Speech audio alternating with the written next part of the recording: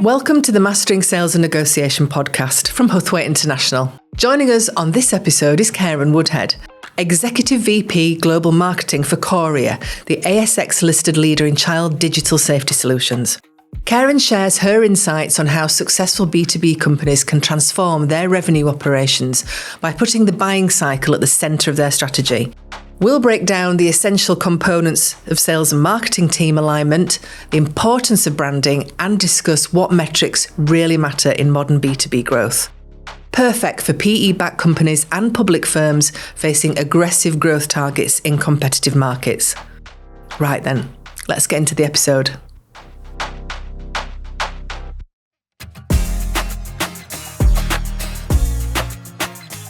So Karen, welcome to our podcast. Thanks very much for joining us today. Thank you for having me. It's great to be here. It's good for you to be here. I'm just going to jump in straight in with a question around some common challenges that you faced, common challenges that you've observed in aligning your sales and marketing teams, and especially in the world that you're in, the fast-paced sort of B2B environment. You know, it's really an important question. I think the whole sales marketing alignment piece has been around forever. And I think if you're going to understand it and see how to repair it, you've got to go back a few steps, really. Yeah.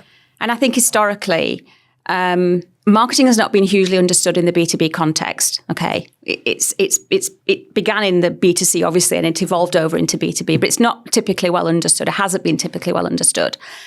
So because of that, there's not been much investment. So recruitment has been at a more junior level. So the value's not been there necessarily, the growth's not been there, so the credibility's not been there particularly. And that means you're going to get a disconnect because sales are hugely commercially focused, as they have to be, okay? And so they're not speaking the same commercial language. And, you know, the quality of leads that are coming in are not particularly sales qualified. So there's a lot of reasons why. Do you think that inbound marketing has really helped with that to make that link between those two? You know, I think it has. I think platforms like HubSpot are playing a huge role in raising the profile of marketing and marketing's credibility within that B2B environment. Yeah.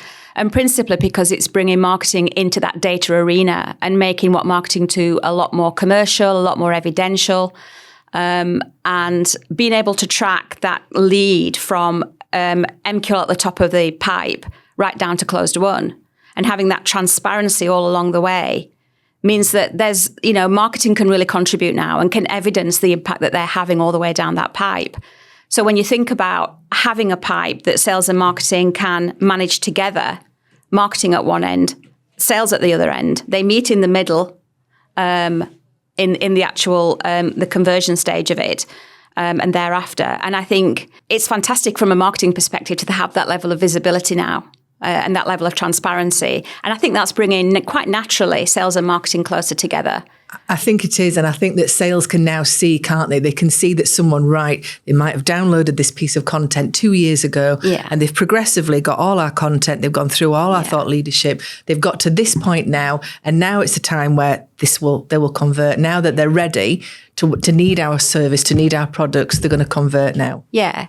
I think that's right. I have a thesis about this. I have a thesis about this, which is in actual fact, there are some organisations, I don't think it's universal, but I think some organisations where that level of data tends to actually then reflect quite badly on what the salespeople are doing, because it's like you've got all of this stuff that marketing have gathered and the salespeople are given a load of leads, or maybe they're not given particularly good leads, but they're also doing some account management work, and they're also expected to do some prospecting work, and they're also expected to be hunters or farmers and that old claptrap. And they get to that point of saying, well, actually, I'm not getting the right level. The reason that I've not closed that deal is because it was a rubbish lead in the first place, or because the marketing was telling them one thing and actually what they want is something different. And there's that whole disconnect there. How do you address some of that stuff? That is such a good question. And you know, it comes down to the pipe and how you segment and manage that pipe. So marketing can bring in leads at the top of the funnel. And I'm going to talk about marketing leads in a minute, because a marketing lead is not, you know, a bum on a seat on a webinar, for example. Yeah. That's much earlier. You get the leads that are coming in at the top of the pipe. They then get qualified by sales to say, yes, there's a potential here. it then moves down to the opportunity stage where it's developed further by sales to say, we can actually put some figures around this lead now, some value around it. And then it goes into closed won, for example. So now marketing can measure each of those stages from MQL and SQL, the conversion point between that. So if you're only converting 30% of your MQLs into SQLs, the quality of leads is not good enough. Something's not quite right there. But if you work into certain metrics, and it will differ across different sectors, absolutely, this has varied across different sectors I've worked in. But if you work to an average of, say, 75% of MQLs will eventually close to SQL. And then what's the percentage of SQL into opportunity then into closed won?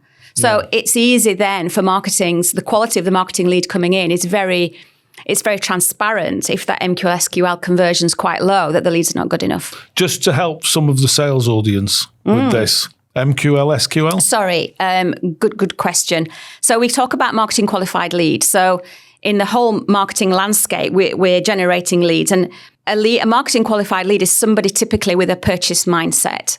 So we say, well, how do we evidence a purchase mindset? Right. So it's somebody who would typically ask for a quotation, would ask for a demo, would want to speak to somebody. They've proactively come forward, right? So we would look at that and say, if they've attended a webinar where we were giving terrific information, do they have a purchase mindset? Maybe not, right? So that would be a nurture. You would gather the leads from a webinar, for example, and you would begin to nurture them. And the whole process of that, the purpose of that nurture program is to get them to come forward and want a demo or a price or a further conversation. So then we would be the first qualification line to say MQL.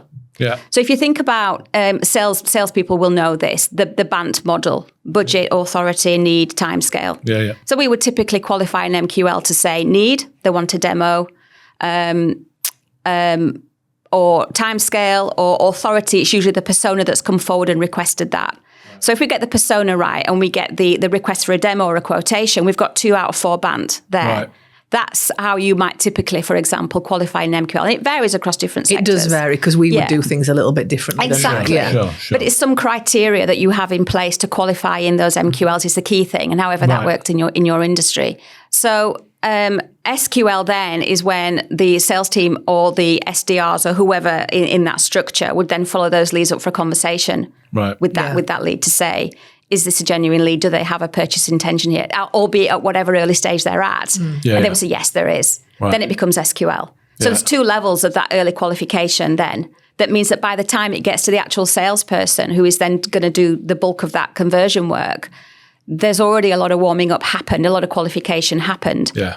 The key thing there is that you've got transparency all the way down that pipe.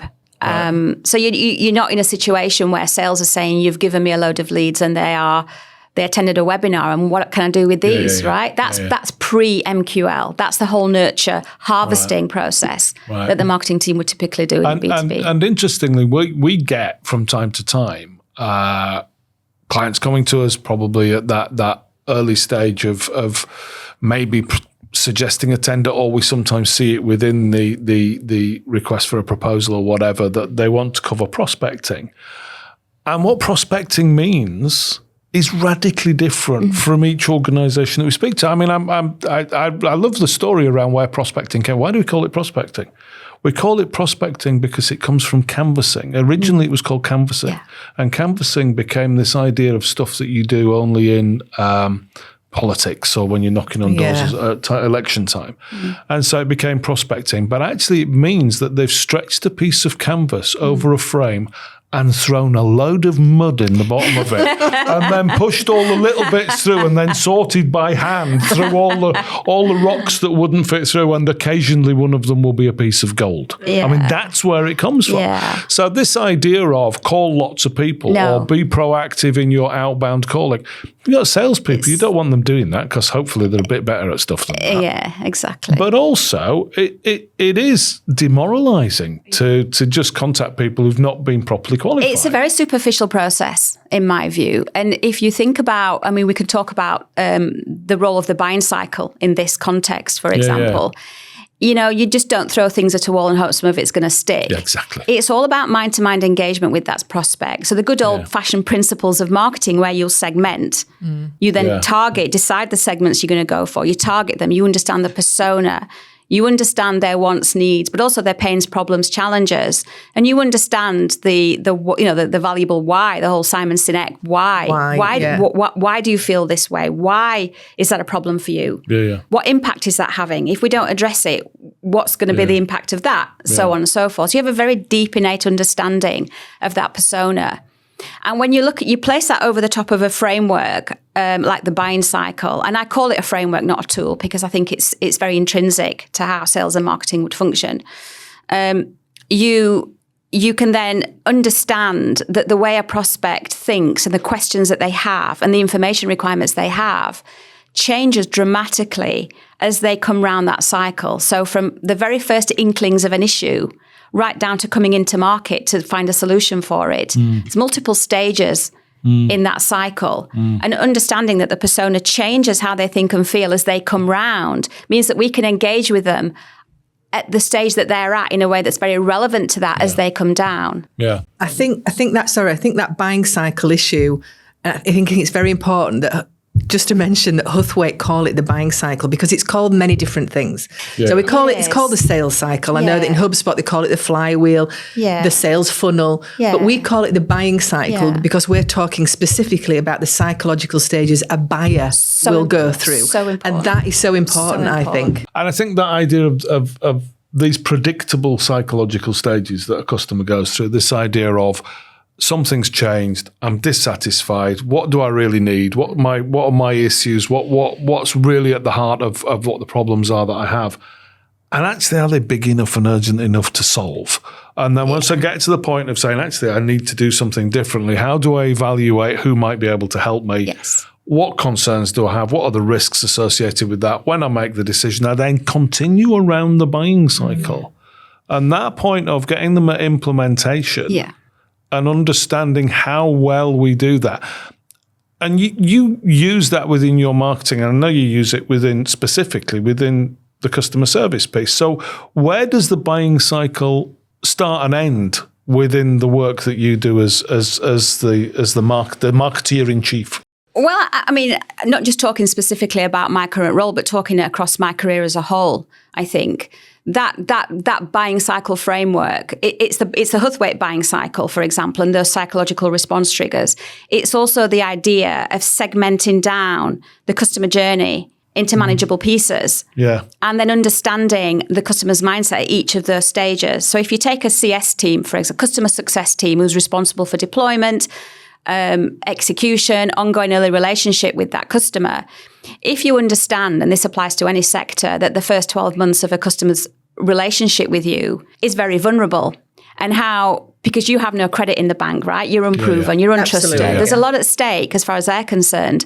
So how you would deal with them in the first few weeks and months is probably a lot different than when your solution becomes business as usual further down the line and becomes embedded, right? So if you understand that the emotional mindset and journey that customer goes on from signing of contract through to second year renewal or whatever it might be, and break it down, it gives you a whole different level of visibility in terms of how to look after them and how to work with them and how to make sure that you attend to the things you need to attend to, that you give them what they need in the right way, and that you don't inadvertently screw it up and push them into changes over time very quickly. In other words, they start to get disgruntled and think we've not made a good decision here. And they start thinking about renewal earlier than they otherwise might do. And that really is important in the sector like sort of high growth B2B hugely sector. That understanding that nuance between all of those psychological triggers is so important. It is. It's the difference between a renewal or not a renewal. Absolutely. Or a word of mouth referral or a not word of mouth referral. And it all comes back to the same very simple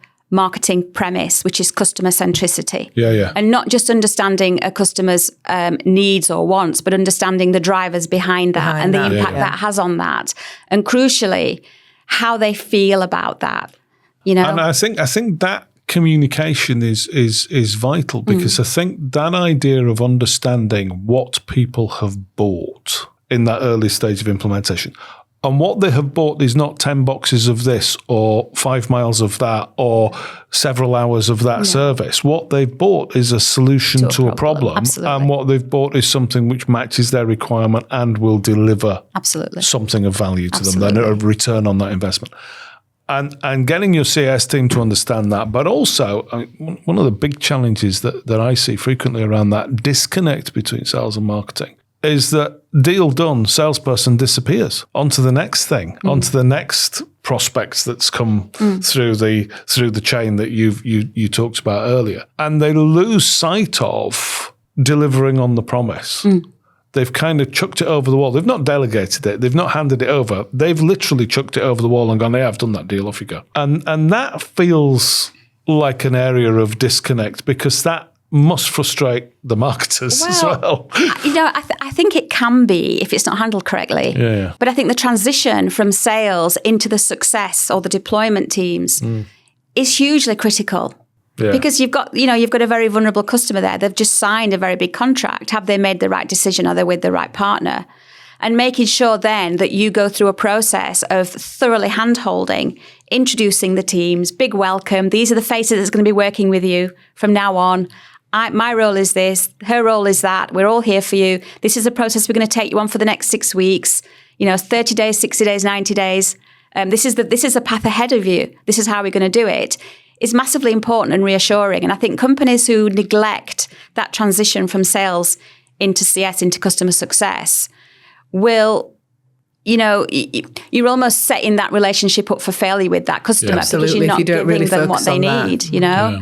And this, we're talking here about churn at the end of the first contract period. We're talking about churn or retention. So it's massively impactful on that whole commercial piece, really. It is, because as a decision maker, you definitely need to know that you've made the right choice. It's ultimately your choice, and it's got to be the right choice. Yeah. And I think as well, if you think about that customer relationship, you've got objectives when that customer's on board. Any sector, okay? You want to try and upsell, you want to try and cross-sell. Marketing want the word of mouth referral, and marketing want the case study. So there's value to be had, but ultimately you want that customer to have a terrific experience, because then that gives rise to opportunities builds within the business, growth. Absolutely. And I always talk about, someone from being unaware to being repeat purchasing flag bearer, right? For your brand is ultimately what you're trying to achieve. Yeah. And it's about, there's a lot of humanity in what we do, I think. And it's about doing the very best thing for that person who's invested money in your organisation, and making sure that they become part of your brand family, and they fly the flag for you, right? Ultimately, that's what we're all trying to do. But that part of I think there's a driver in that which some people will kind of see as being, well, that's commercially sensible. It costs you a lot of money to get new customers and all the rest of it. Having worked with you and having spoken to you endlessly about all sorts of things, that idea of that at the heart for you is about that personal connection, that customer centricity. That's actually about not just this is good for me, but this is actually the right thing to do. This is a principle. And that, to what extent is that, because you've set strategy for lots of organizations around marketing, and you've looked at organizations that have had maybe in need of a big change about the way that they market things, and taken them from place A to place B. How has that shifted? What are the attitudes that you've had to address? What have been the challenges that getting people to say, actually, we're doing this not because it's commercially expedient, but because it's the right thing to do? Because I don't think you can separate them, because commercial expediency, doing the right thing, creates commercial impact, ultimately, okay? So I think you can bring a lot of humanity and a lot of personal into the commercial world without losing that commercial objective, which is what it's all about, right? Because if you don't have that commercial objective, there's no business. But it's just about how you approach it. And I think there's so many universal truths within an organisation. We're all people at the end of the day. We're selling to people. We the old adage, people buy from people. You see it throughout your career of certain salespeople. Customers will gravitate towards them because they seem very trustworthy. And I think in the crazy world that we're in at the moment, I think some of those universal values, some of those human truths resonate far more than they ever did. So trust, genuine, authenticity, doing the right thing. When you have a brand that manifests these values in a very genuine way, people gravitate towards it. You can't help it, Yeah, and also where you can evidence it, that idea of having that, not just a repeat customer, but a customer, a client who is prepared to be an advocate for the relationship that they've built with you.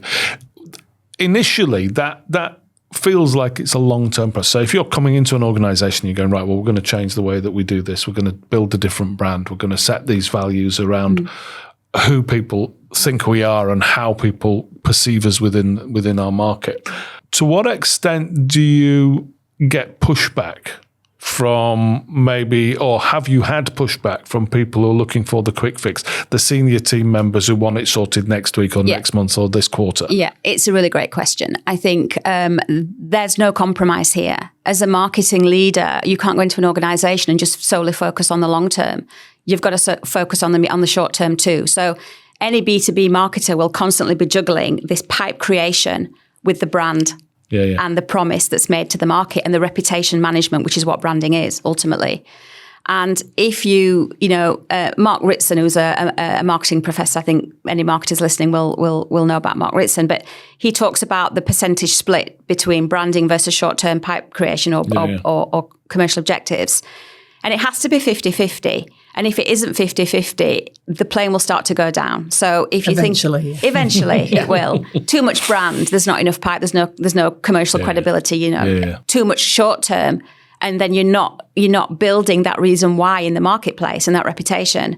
And if you don't manage that reputation in the marketplace, people start drawing their own conclusions about you. They will anyway, right? But brand management is trying to put your best foot forward and trying to influence how they feel about you. So you've got to manage that at all times, really. Do you think that that's really understood at director level? I only say that because I'm just reading recently, actually, it was in Marketing Week, about there's still a problem in B2B about that lead generation being a numbers game only, and that not understanding that this is a 50-50 split or slightly different. That there's still this, well, I just want to see we've got less leads this month. It's not just about that, and really understanding that process. I think there's two things there. I think as a marketing leader, you have to educate colleagues about the importance of branding. And when you use language like branding, people don't really understand what that means. But if you talk in terms of reputation, right, people get that and they really understand that. So you've got a job to do in that. But the challenge for marketing in that B2B environment is juggling the brand with the short-term objectives, right? So yes, you are measured more on the pipe that you create versus the brand work, but you've got to do that brand work. But if you go back to things like the buying cycle, that's a phenomenal tool that enables marketers to do both simultaneously.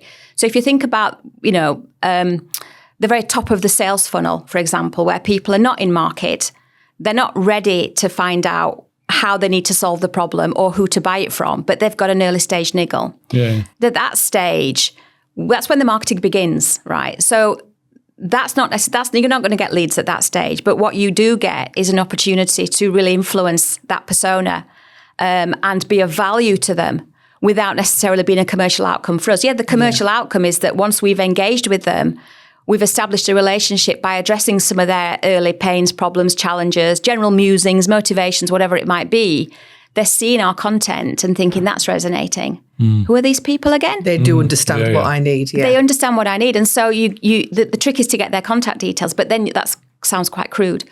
But you nurture them as they come around that buying cycle. And then they might come into market, 6 weeks later, 6 months later, a year later. But the relationship's already there. And you've built brand reputation by being somebody who was there for them when they needed it, answering questions that got nothing to do with a demo or a quotation or a whatever. It was something they were going through at the very early stages, and you were right there with them, giving them some value.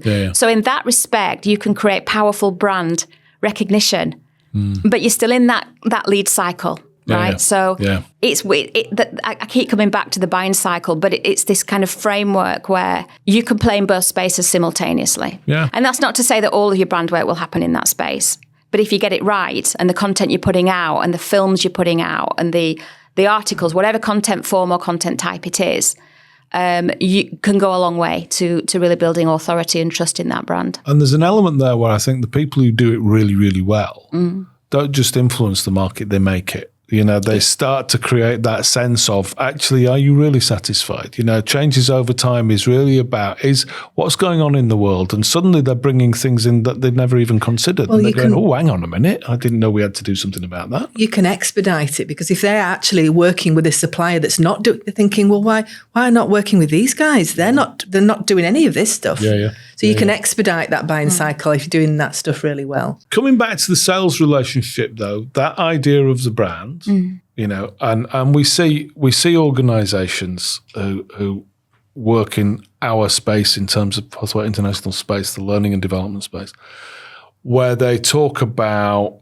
people being encouraged to live the brand, and it's nothing specific. It's like, what the heck does that mean? Does that mean that I have to wear the corporate colours when I go out of an evening? What does that actually mean? How do I do something with that? Do you see that there is a disconnect between where salespeople are encouraged to kind of get on board with the branding, and to a certain extent, to the extent that they will do something which enables them to be on board with that brand shift? Do you see there's a challenge there around getting people to actually be consistent and to be aligned with what the marketing messages at that brand level are? Is it too hard if it's not just about leads? I think as a marketer, there's a job to do in terms of inspiring the whole organisation as to what that brand is. But I'm very passionate about branding, and I think whatever your brand is, it has to be a reflection of the people in that organisation, because it can't just be a superficial layer. Because ultimately, a brand is a promise that you're making to the market, and if you're not unified at the back end of it, you can't deliver on that promise. Yeah. So I think if you understand the pulse of your entire organisation, and you understand the kind of people that are there and what they're passionate about, and it's not that difficult. There's usually a thread running through an organisation, and it's driven by what you do and the sector that you're in very often. You build a brand that reflects that back at them. And you position the brand as being something very precious that actually belongs to all of us, because it's a reflection of all of us, right? It's a tremendously unifying force.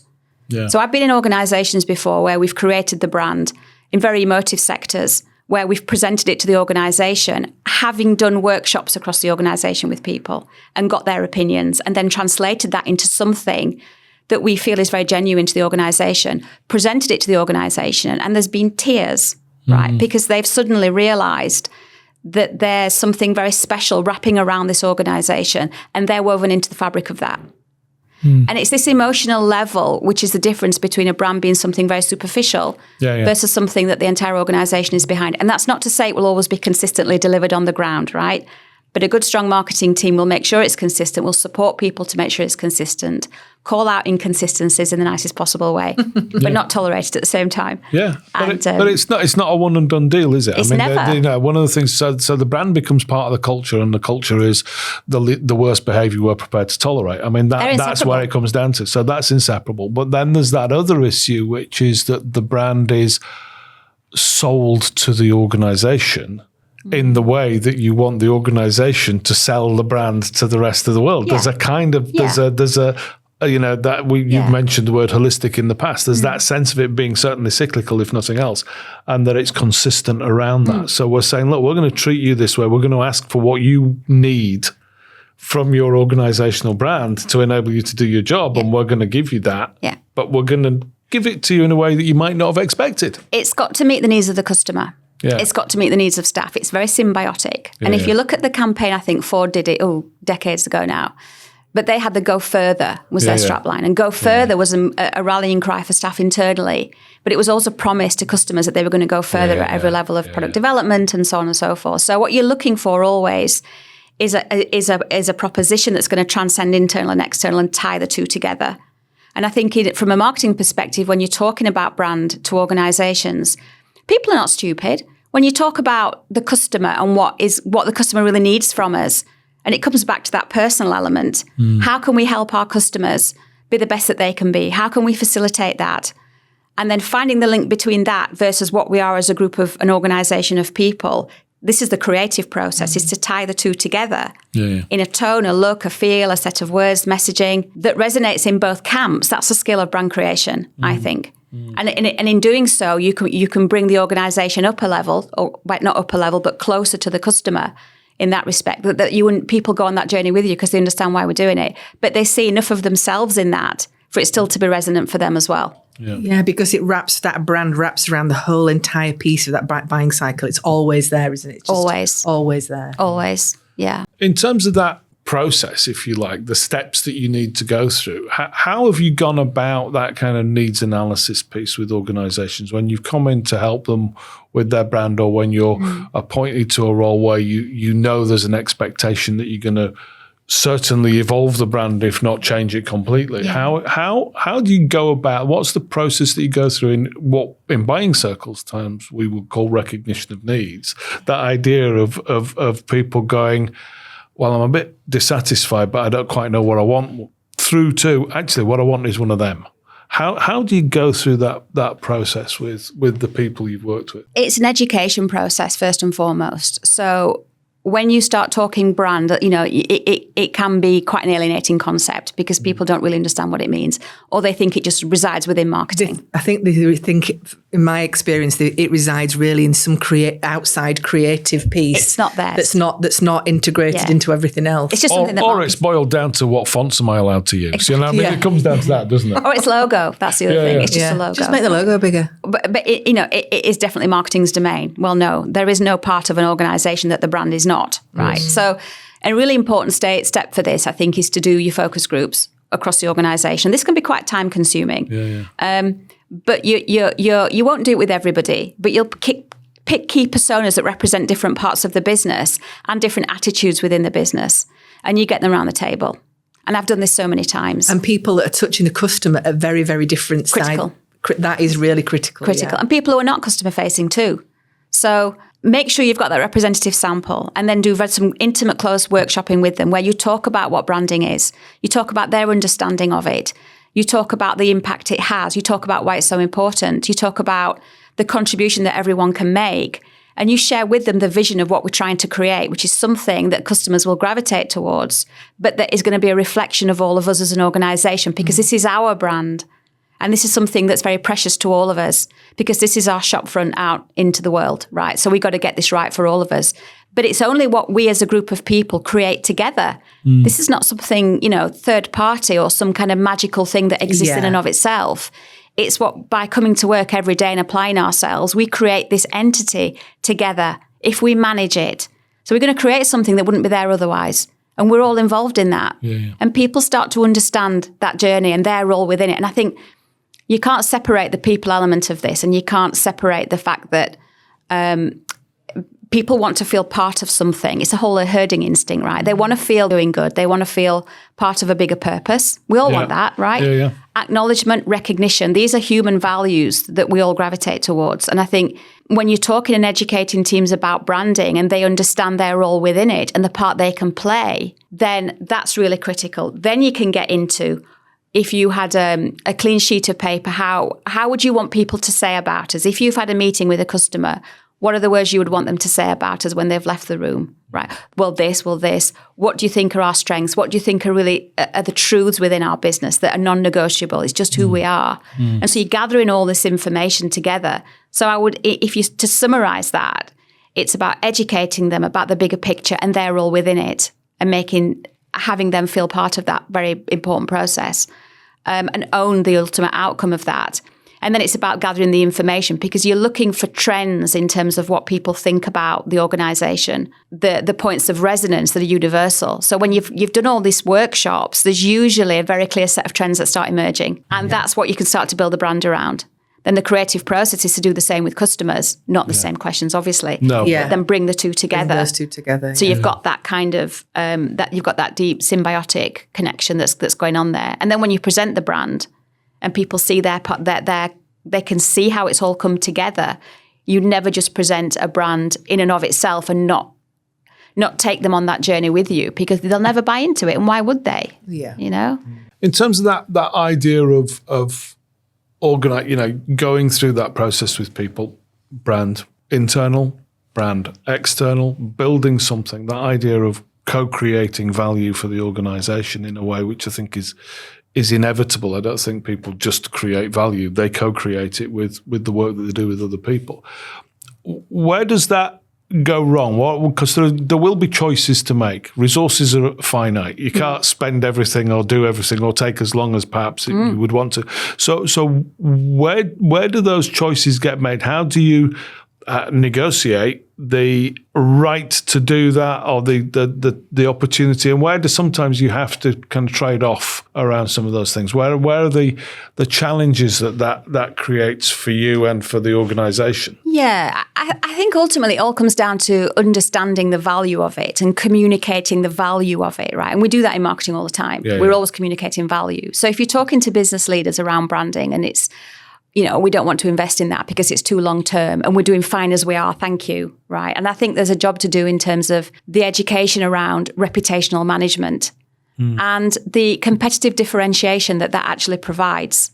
So if you've got two vendors or two organisations offering exactly the same thing at the same price, where's the differentiating factor? It's in the brand and the recognition and the association that prospect has with that brand that can tip the balance in your favour. So educating around what that is so that they understand the value in that. But I think also as a marketer, you've always got to, it comes back to what we were talking about earlier around short-term objectives and bringing in short-term commercial value versus longer term. And I think when leaders are reassured by the fact that there's nothing has to be, it's not a choice of one or the other, right? You're going to do both at the same time. The brand is going to be a slightly longer burn. It's going to take time to do, but at the same time, you've restructured the demand generation process.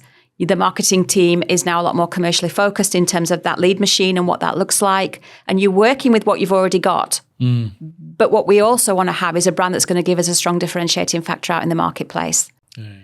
I think also as well in some circumstances, and I would imagine you've experienced this, having that brand is essential because you are actually creating the market, because you're not in a situation where people know what they want. You're actually saying this is what you need. You're before that. You're before that piece because you're so high tech or you're so digital first with things. You've got to have that brand, haven't you, to sort of rely on. Yeah, you do. And I think just going back to the digital landscape, it's so cutthroat now. There's so much noise out there, I remember LinkedIn a few years ago was just phenomenal ground for prospecting and for lead generation and white papers and gated and it was fantastic, right? Not so anymore. So it's getting much, much harder. And we have the internet in many ways, and particularly the proliferation of social media. It's brought out the creative in everyone, which is phenomenal. Okay, It's just brilliant to see. But at the same time, it's created so much noise that cutting through, which is what we're always trying to do, is becoming so much harder. But I always maintain that the closer you get to your customer, the more you'll understand what to put in their path that will resonate with them. And if you don't know what that is, you don't know your customer well enough. So you need to just go back a step and get to go two steps forward in many ways. And when you get to that point of these leads that are coming through your pipeline and that, do you think your salespeople, or do you think salespeople generally get that idea of understanding that intimacy with the customer, recognizing what their challenges are, being able to play back to them what the future might look like in a way that they can recognize? Do you think that universally those skills exist, that capability, or is it just a case of, they didn't want it because it was too expensive? I think it varies. I think you'll have sales professionals who work very much from instinct and from gut reaction. And from a deep innate knowledge over many, many years. And that's fine, but that's not scalable, right? So I think what's critical is that information is brought out onto the table so that marketing can benefit from that as well, and that we can really optimize it. So things like the buying cycle, for example, is terrific because it enables sales and marketing to deeply understand the persona shifts at each stage and have a universal understanding of what needs to be said. And where that customer's at and what they need to hear, what they want to hear, or what they need to hear, but they don't necessarily recognise that they need to hear it as well. It's about getting behind the curtain, getting behind the ask or the emotion to what's really driving it and having that deeper understanding. And understanding the customer and the clients are primarily interested in their story, not in yours. Always. And that's one of the things that when we say it to salespeople, sometimes there's a kind of, occasionally that's a fantastic aha moment. So that's lovely. You know, some scales fall from eyes and other people just look at you as though you've just spoken to them in Serbo-Croat for the past 20 minutes and not a word of it's gone in. So it's weird, isn't it? You can't separate marketing, and I would argue sales as well, without understanding human nature and the psychological triggers that we all have. And I think the ego of the human psyche is about survival.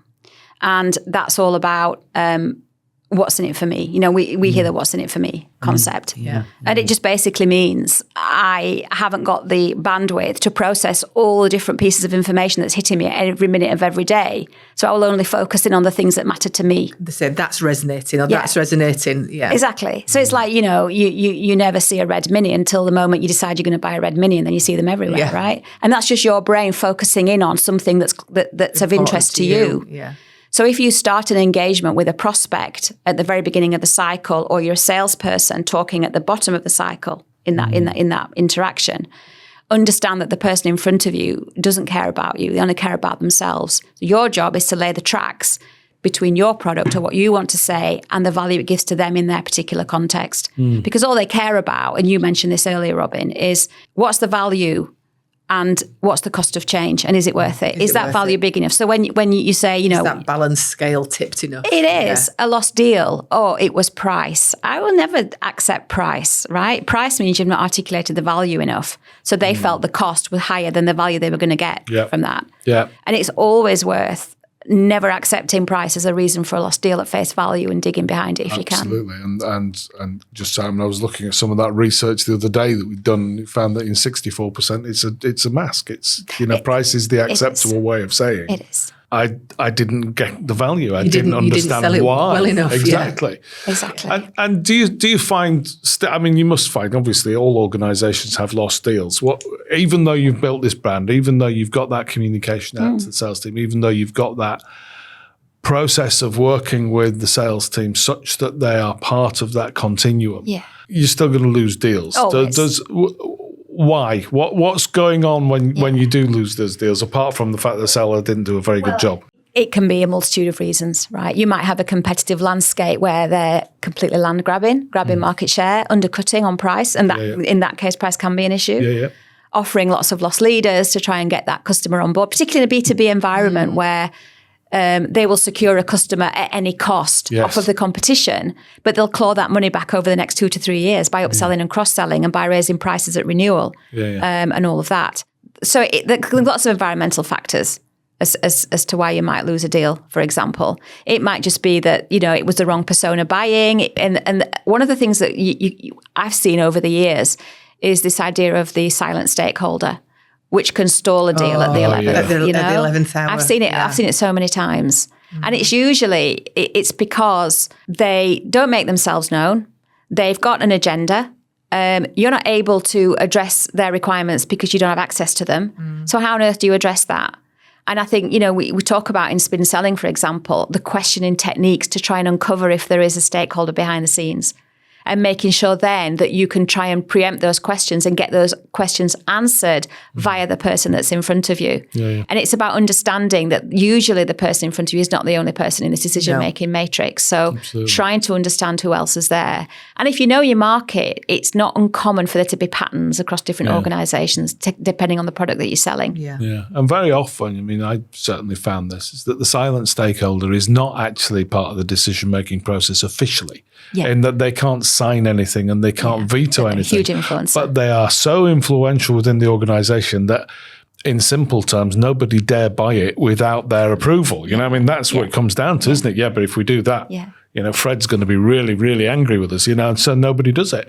It's that idea of making sure that you've covered all of those bases of people who could influence that final decision positively or negatively. If you know who that persona is, and there's a sufficient trend for it to be worth the effort, you can create videos that tell the story in a way that you know is going to resonate with that particular back of house persona, right? And you can share that with the person that you're speaking to and say, if you have any colleagues that might be interested in this discussion, I've got a little film that just might be useful or helpful, right? You've created that film knowing full well who their stakeholders are and what their likely triggers are going to be or their objections are going to be, and you've answered them in that. If you're skilled enough to be able to understand that that's who we need to get to. If there's enough of a trend that gives you that intelligence, sometimes it's a one-off and there's nothing you can do about it. Yeah. Just one area that I'd still like to cover is how do you get insights from the sales team? Because clearly they're out there touching customers, I hope in an appropriate way, and they are working with them day to day. They're a source of real data. Yeah, absolutely. How do you extract some of that? What mechanisms can organisations use? I think there has to be regular connections between sales and marketing. So whether it's a monthly summit, you spend a day together. Marketing need to know the questions to ask sales to get that intelligence forward. So, what are you seeing? What questions are you getting asked? What do you think's driving that? What trends are you seeing? But it's also really valuable for marketing to have as much exposure to customers as possible. Right. So case studies are a really terrific way to do that. Okay, so you can say to sales, any really happy customers that we can talk to. And then when marketing interview that customer, it's part case study, but it's also part understanding them. What drove them?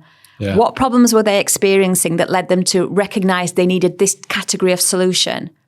Why did they then choose us? Yeah, that's the key. That's the real key one. Why did you then choose us? And all the kind of questioning around that. And it enables you to, when you hear it from the horse's mouth, marketing can't just rely on sales as insights of the customer, as valuable as that is, because you're always going to see it through somebody else's lens. Of course. So you've always got to try and hear it from the horse's mouth if you possibly can. Maybe through a slight ego.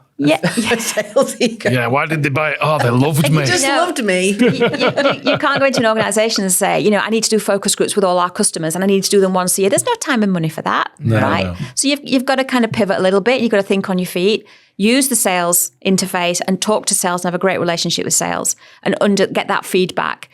Really, really vital. Try and do case studies as well. Try and listen in on sales calls as well. And if sales do feedback calls with lost deals, which some do, for example, you must be part of that because you've got some why questions to ask. Of course. Multiple sources really. If I can just ask you one last question, if I may, Karen.